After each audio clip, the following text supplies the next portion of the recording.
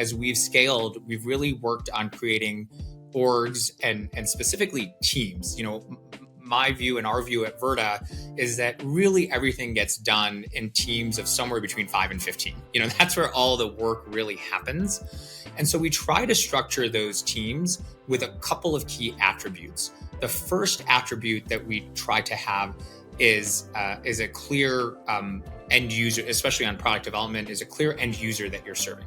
And whether that end user is a patient or a member, and again, that could be subdivided. We could segment that further down, though I won't at this moment.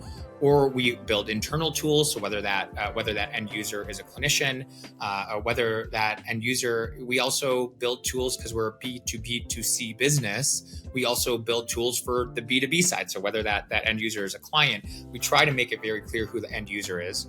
The second thing we do is try to make it very clear what the North Star metrics are. So what is that team of 5 to 15 people looking to accomplish with that user? And that is obviously something we have an OKR process, and we're looking at, updating and changing and iterating on kind of constantly.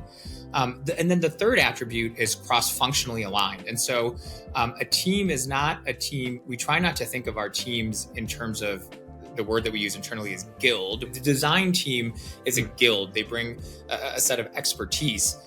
But as a designer, you're working on the patient app team, the member experience team, and that is the team that you're bringing your cross-functional expertise to for that end user in service of those metrics. And so that's the third thing is that we try to have cross-functional teams with the relevant and required people on the team. So again, clinicians are represented on the member experience team because they have disproportionate say in the member experience, and we want to make sure that's integrated in the way we do product development.